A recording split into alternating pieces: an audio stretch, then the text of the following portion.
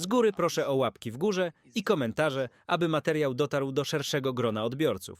Z góry piękne dzięki. That's why I said that, yes, we have to save these minerals, and those countries, we are thankful to all this support, but those countries who will support us and who will save this, of course, they will have priority to invest in it, because we need jobs and investment, and then we will divide profits with one or another partner. So that was very important. Save it and don't give to North Korea, maybe China, I don't know whom Russia will and want to give it after occupation. We need to save it, critical minerals, and a lot of different things. That's my message. I was happy that Americans, they came, the Secretary of Treasury, he came to Ukraine directly to Kyiv. It was his first mission, and it was exactly to Kyiv. I was very thankful to him, and he brought the document, and the document was on my table. I said that our lawyers will learn it, and then with some advices or some changes, will come back. It's about investment. It's not security document. It's memorandum between two sides. And I know that I will have meeting with Vice President. I don't know. I mean this evening, but I'm here till tomorrow. I can meet evening, morning. Doesn't matter for me. Like President Trump said. So you can come when you want. I'm always in Washington. I can say to Vice President, you can come anytime. I'm here in Munich, and I'm ready. You know, really with pleasure. I'm ready to meet. I'm not ready to sign everything, but to meet. Yes, I mean that I will not sign. The ministers will sign, but they will sign right memo how to save critical minerals and etc. If it will be if it will be ready, I hope it will be ready. That's all. President, does the conversation between Vladimir Putin and President Trump risk embolden Putin? Right. So how do you view this specifically? Are there risks and dangers for the U.S.? Risk? What is it? Vladimir Putin and Donald Trump have spoken on the phone. You were briefed on the conversation. Is this a risk for yourself, of course, but also the U.S.? Phone calls between Putin and Trump would risk for United States? I think not risk for United States. I think for Trump, because he's stronger than Putin, I think so. I think risks for all the world. Because the priorities, I mean, we have much more risks than risk for the United States, with all respect, for all of us, with all the big guys. And I think it's very necessary. As I said at the very beginning, I had good conversation with the President Trump. We had some phone calls, and he had phone call with Putin, and he said to me, I think that that he wants to stop the war. I said to him that he is a liar, and you can count on it. I hope that you will pressure him, because I don't trust him. We had such conversations with Putin, direct conversation about ceasefire. So just ceasefire, we don't need just ceasefire. This is global problem. So we had ceasefire. It was my direct decision. And we made a decision that it will be ceasefire and exchange all the prisoners. And he didn't change all the prisoners. Yet we've been very happy. That was first step when we brought home more than 100 guys to their family. It was very necessary between us. Even because of this one reason, I had to come to France in 2019 and bring back people. But he will not just, ceasefire and that's all. That's why I said to President, yes, but I think phone calls are phone calls. Let's forget about it. I think what is very important, the meeting, not to make any decisions about Ukraine without Ukraine. This is principal position we will never accept it. And when I said that we will never accept, I'm not speaking just about me. I'm speaking about all our people, all our nation. People will not stop. We will give him pause. Without the real security guarantees, we will give him pause. I don't want to, be those person in the history who helped Putin to occupy my country. I don't want it. And that's why I will never do it. I will never do it. And it's very important for me to pressure Putin, put all the sanctions. I think President Trump is ready to do it. He has all this power to do it. That's why I wanted very much to come to Washington any day this century. And to come to Washington, and I think we need very much to make the common plan of civilized people and to share all these things with our friends and with the help of our friends of Europe. It's very necessary not to lose this unity. I'm so proud that we are part of such strong Europe. And I think this is important, very important, not to lose this unity. Before this war, maybe not too much things, by the way, which this war made positively. That unity between the United States and Europe. That's what this war brought. And Putin scared it. I think during the last 20, 25 years, I don't remember how many years he is in Kremlin. So, I mean, this is the first time when the unity could pressure him, and he couldn't occupy us because of this unity, because of our people and soldiers, of course, but because of this, not to lose it, and now to make a deal without us or without Europe is not a good idea, and I hope that President Trump doesn't have this idea. I count on it very much. I think I answered on 10 next questions. Sorry. I have 100 questions, but to the senators. Yeah, and maybe to the let's start senators, please. To the senators, and maybe let's start with Senator Graham. Are you comfortable with a world in which the president seeks to do deals with authoritarian leaders like Putin or even China before consulting with longstanding allies like Germany and France? Yeah, I'm very okay with Trump talking to Putin. He talked to him. What I'm not okay with is the world losing deterrence. Why are we in this war? Okay, they invade in 2008 Georgia. They invade in 2014. They're back at it again. So rather than worrying about who Trump is calling, why don't we talk a little bit, how the hell did this happen? I've been coming to this thing for 25 years. John McCain, every conference, Putin sucks. He's a liar. Oh, no, you got him wrong. Putin was here. All the people worried about the phone call, where were you when we needed to stop Putin? Why didn't he invade when Trump was president? Because he was afraid of Trump. That's why he didn't invade. Why did he invade in 2014? Because he could get away with it. Why didn't he invade again? Because he could get away with it. I want to tell you and your people, you're the ally I've been hoping for all my life. Not one American has died defending Ukraine. You've taken our weapons and you've kicked their ass. And I'm very proud to have you as our ally. Now, how does this war end? It ends in a way I hope so we don't do this yet again. Do y'all agree with that? So it doesn't matter to me who Trump calls or when he calls. It matters to me how it ends. Afghanistan ended poorly. Do you all agree with that? Well, this will not end poorly. President Trump is not going to do in Ukraine what we did in Afghanistan. He's going to try to find a way to make sure this war ends sooner rather than later. And when I talk to people about at home why it matters, Putin won't stop unless somebody stops him. Well, you're stopping him. But he'll keep going unless we get the conditions right. So here's what I think is going to happen. I think he's going to find a way to end this war in a fashion that Putin would be a fool to do it again. Very quickly, how do you deter Putin? You arm this guy to the teeth. Yeah, you give him a bunch of F-16s, not a few F-16s. You give them ATACMS, you give them tanks, because they will fight. Remind me not to invade Ukraine, okay? It just doesn't work out well. So let's arm this guy. Let's do the minerals agreement so we'll have our American business interests. Putin doesn't understand what's going on. If we sign this minerals agreement, Putin is screwed because Trump will defend the deal.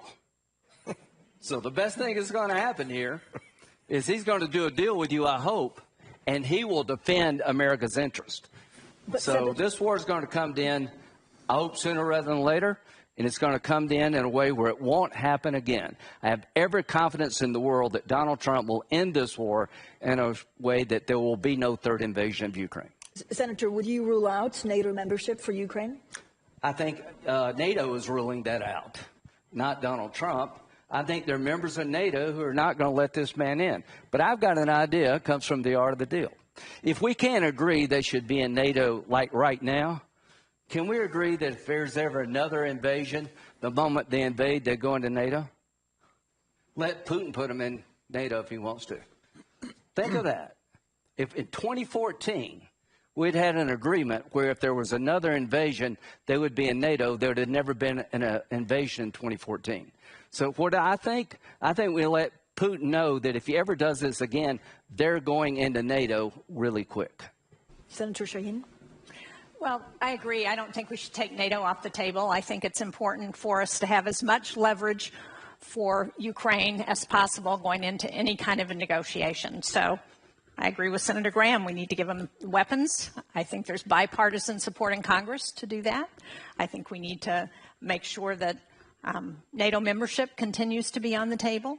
And we need to do everything. And we need to ensure that Ukraine is at the negotiating table. Because one of the mistakes in Afghanistan was that the Afghan government was not at the negotiating table when President Trump in his first term negotiated a peace agreement there. Senator Cornyn? Well, I think one mistake that Americans make sometimes is to assume that other people are just like them and don't recognize that a unique history and culture may affect the way that people like Vladimir Putin view the world.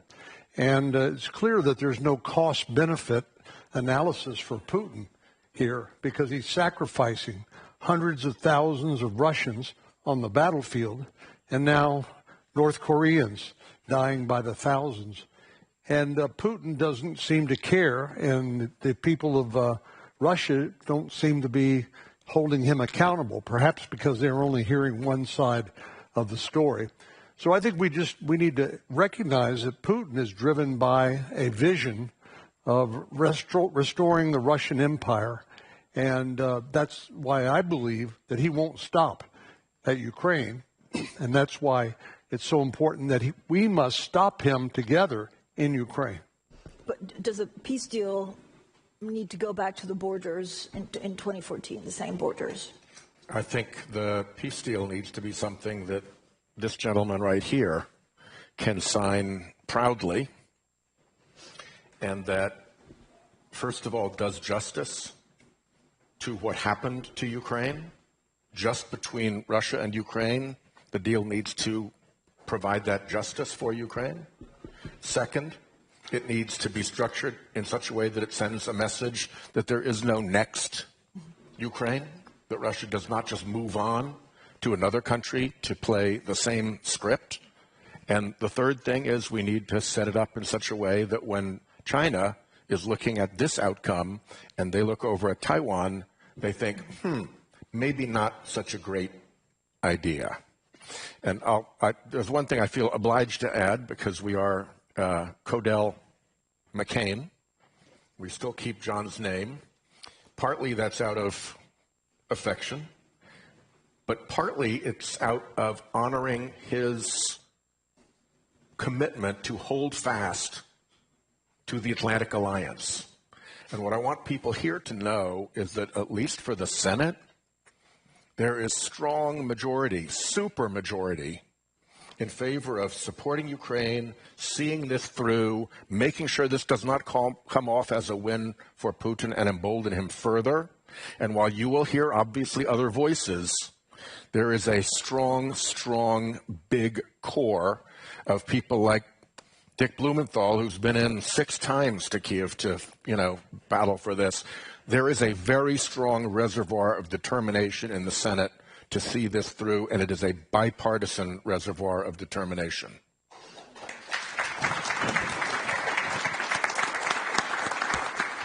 Can I add something? Yeah. Because I think one of the things we haven't talked about, we've talked about the U.S. role, but Europe also has a role. The sanctions that we've put on Russia are a lot stronger if Europe is fully engaged in those sanctions. And Europe has also contributed to ensuring that Ukraine can defend itself. So we've got to remember that it's important for us to act together. Yeah, and what did we get wrong in 2014? What did we get wrong in 2014? Well, we didn't give Ukraine much weapons at all. We gave you a lot of blankets. So we didn't have the policy of giving you what you need to defend yourself, right? We didn't mention anything about the consequences of another invasion. We didn't seize the moment to integrate our economies by doing mineral deals. Everything we didn't do in 2014, we better do now. Including going after that shadow fleet that is keeping his money flowing in. That shadow fleet has gotten away with way too much. But President Zelensky, I mean, what we understood from President Trump is that there'll be no NATO, no U.S. troops, and Trump is happy to carve up land. So again, a reaction to what we've heard this week, and how would you sell it back home? What's been the reaction in Ukraine?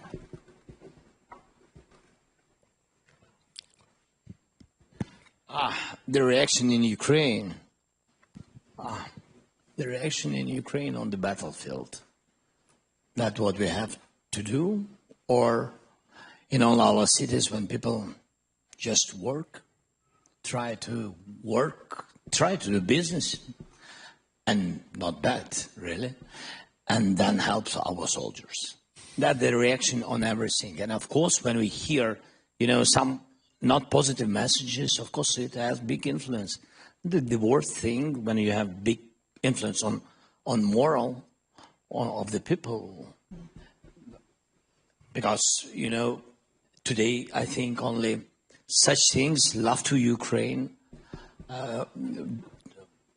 believing and trusting that we will have just peace and will that we will defend our country, and we are right, and it's fair, absolutely.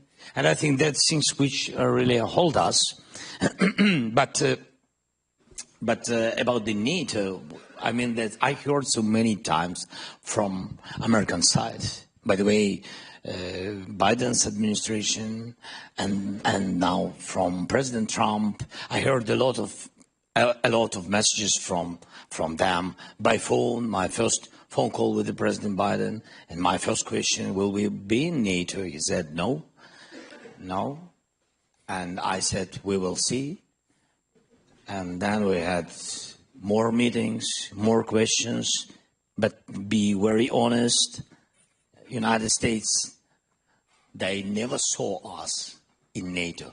They just spoke about it. But they really didn't want us in NATO. It's true. I'm not about people, and there are a lot of congressmen, yes, senators, it's true, who've been always in participation with our NATO will, but really on the level of leader of the country, on the level of president, never I heard it, but during my term, I never heard that we will be in NATO. Never. So it's not the question to Trump, to President Trump, with all respect to everybody. That's the question to the policy of the United States or of the White House. This is the policy that Ukraine is not in NATO. But it doesn't mean that we can't change this, because now we see that NATO in Europe consists of strong soldiers, mostly in Ukraine. We are not in NATO, but we really have strong army, which can really make stronger NATO everywhere. And I think this is in both interests, to have Ukraine in NATO, and both interests, in interest of Ukraine and in interest of NATO. And that's why when we speak, and we spoke with the President Biden, and we spoke with the President Trump, and especially now with the President Trump, I asked, so, okay, if it's not NATO for today, if it's not NATO, we will ask tomorrow, it doesn't matter. But if we're speaking about today, what alternatives? What the alternatives? I don't know. What I see, if we don't have NATO, real NATO, we will make NATO in Ukraine. It means that we need to increase our soldiers, our army, twice. We have 110 brigades. Russia has 220 brigades, real brigades. So they are 2 times bigger than we for today. Yes, but they're increasing mobilization and training, what they're doing now. NATO, there's real brigades in Europe, what can I say? The real brigades in Europe, it's about 82. Today I spoke with senators, 82 brigades, and we have 110. Even together, we are not comparable with Russian army. Even together. So we have increased together. So if we speak security guarantees, we have to find money for a bigger army for Ukraine. And also we have to find possibility how to increase production and increase army in Europe. Who knows? Maybe it's common forces. I don't know. We are ready to speak about it. We have a lot of questions from the floor. I just have one last question for Senator Graham. There's been discussion that China could or even should actually play a role in the Ukraine peace process, even as a guarantor of Russia's good faith or helping out with reconstruction. I mean, is that scenario one that you can envision and that would serve U.S. interests? Well, if China wanted to help get Russia to end this war, that would be great. How many people would like to see China help Russia end this war? I don't know if they will or not, but I've got a bill called pre-invasion sanctions that if China invades Taiwan, we're going to have sanctions from hell and tell them what comes their way. Senator Blumenthal and I had a pre-invasion sanctions bill if Russia invaded Ukraine. Nobody wants to be provocative.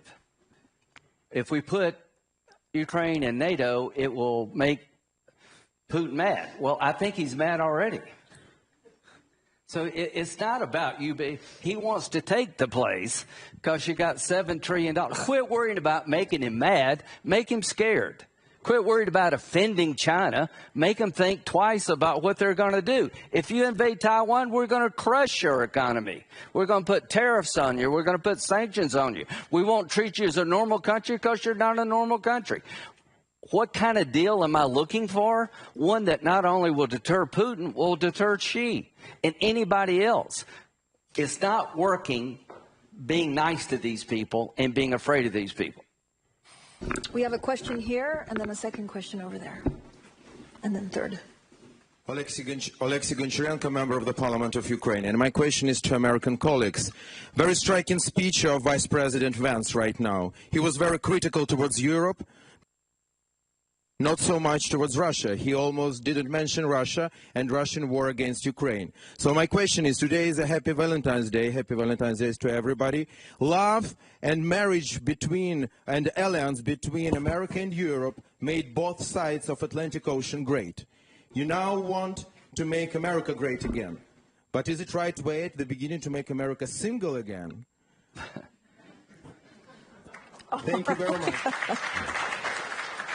Senator Shane. Look, that's why I said it's important for the United States and Europe to work together on Russia. The transatlantic alliance has been one of the longest relationships of allies, certainly in the U.S. history, and I think it's important to continue that.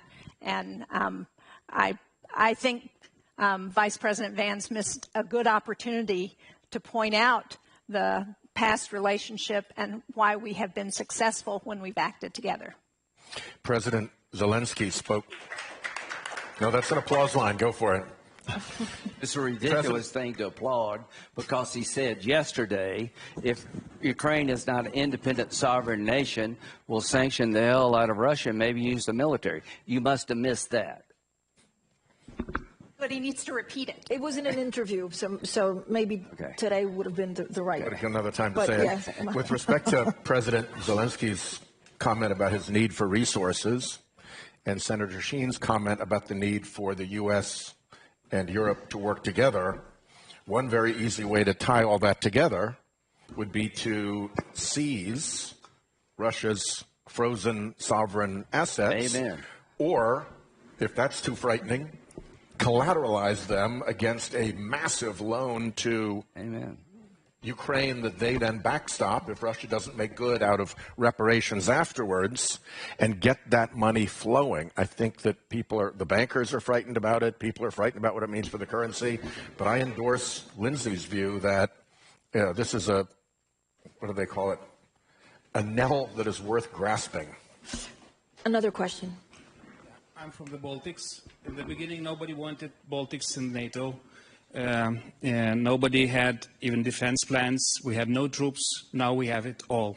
And it was legendary Senator McCain who started that campaign. So Senator Graham, if you represent that group, you know, we have many Lithuanians, many Ukrainians, many Poles. We have Central and Eastern European coalition, 25 million American citizens of our descent. We will vote for you. Do it what you did for us.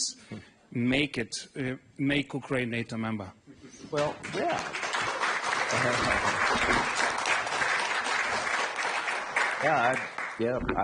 I'm okay with you being NATO.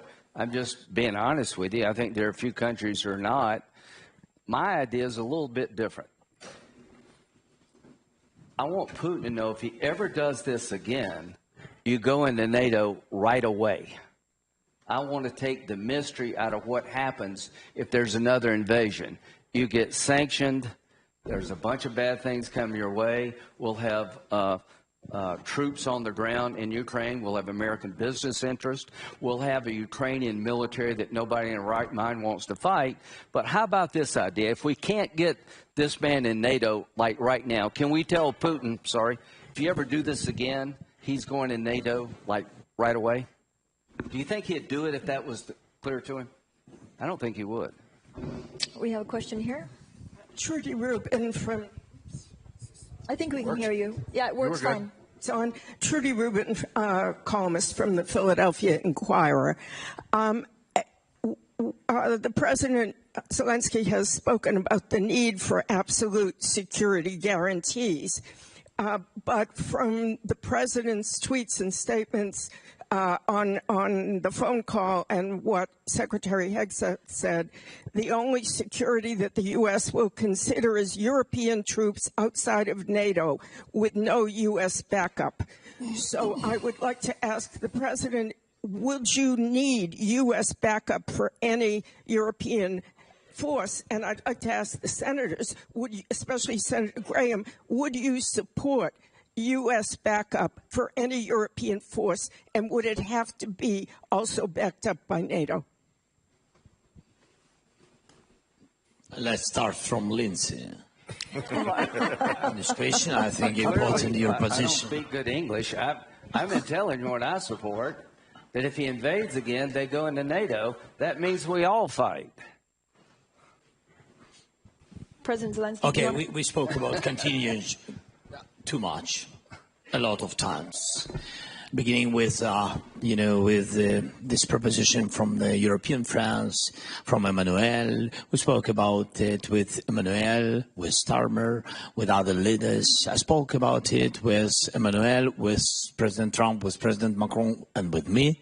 Yes, three of us, during our common visit to Paris. So we spoke about it a lot of times. First of all, I think that the United States need to be together with Europe supporting Ukraine. That's why it's a message to Putin. It's politically, not even with army, not because of the number of the troops. Politically, it's very important to stay together. And when it's security guarantees from the United States and Europe, it have to be together. That's why it's necessary to stay together in Ukraine if we see like a part of globally, like a part of security guarantees for Ukraine, the part contingents. Yes, that is the first. The second point, as I said, it doesn't matter from what country these forces. Anyway, we need 1.5 million army if we are not in NATO.